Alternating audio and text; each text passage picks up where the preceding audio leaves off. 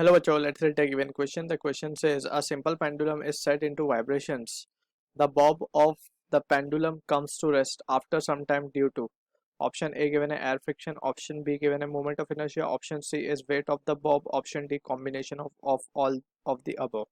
So basically we need to understand के pendulum rest पे क्यों आता है. So this is the real condition जो हम observe कर सकते हैं. Let's suppose we have a pendulum. यहाँ पे कुछ इंपॉर्टेंट चीज़ें वी नीड टू अंडरस्टैंड. सो अगर हम इस पेंडुलम को डिस्प्लेस करते हैं, ठीक है, if we displace it along right side, so we know कि एक रीस्टोरिंग फोर्स लगती है इस पेंडुलम के ऊपर which tries to bring the pendulum और in fact it brings pendulum back to its mean position, right.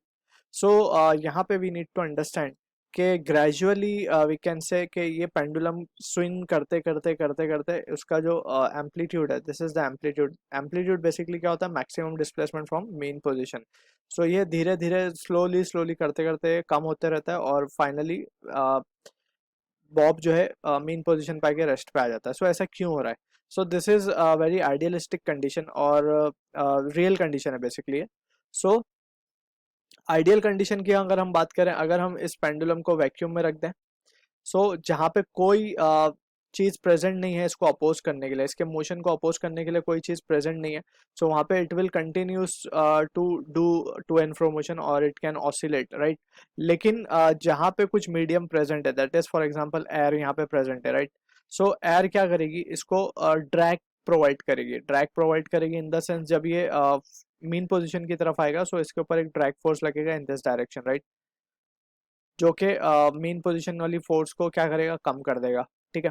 अब इसी सिचुएशन को समझने की कोशिश करते हैं. हमें एक एक एग्जांपल, पहले मोमेंट ऑफ इनर्शिया की बात कर लेते हैं. सो मोमेंट ऑफ इनर्शिया की अगर हम बात करें, so it is given by I, ठीक है ना.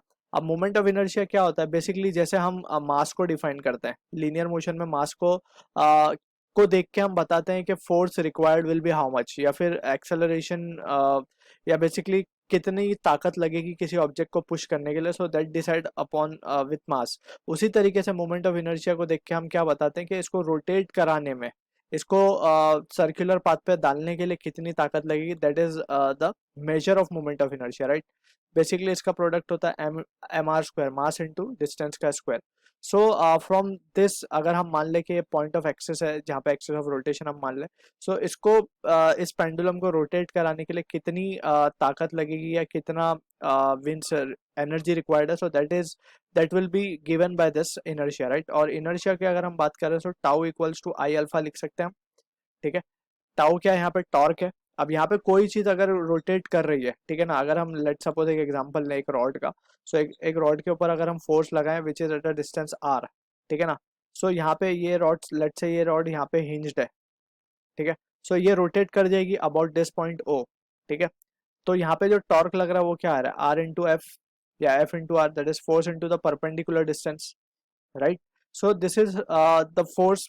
यहाँ पे टॉर्क क्या डिफाइन कर रहा है कि how much energy is required to rotate this rod. Similarly यहाँ पे भी हम देख सकते हैं कि ये जो मास है या पेंडुलम है, it is rotating, like it is in a circular path. कोई बॉडी अगर सर्कुलर पाथ में है, so we can say it is means it is having a tendency to rotate, ठीक है. So that depends upon moment of inertia, ठीक है ना. So ये moment of inertia in fact we can say it provides torque, ठीक है. So ऐसा कहना है कि to bring the pendulum at rest moment of inertia responsible, so it is not correct, right.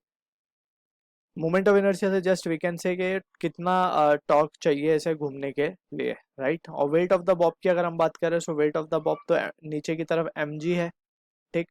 और इसका ही एक कंपोनेंट क्या प्रोवाइड करता है? हमारा एफ प्रोवाइड करता है. यहाँ पे हम देख सकते हैं कि एफ की डायरेक्शन टुवर्ड्स मीन पोजीशन है, वैसे ही एफ की डायरेक्शन यहाँ पे टुवर्ड्स मीन पोजीशन है और इसका कंपोनेंट होता है mg sin थीटा, राइट. अगर if this angle is theta, so mg sin theta is providing restoring force. So restoring force जब mg sin थीटा प्रोवाइड करेगा, so how can we say कि it will be responsible for pendulum to come at rest, right.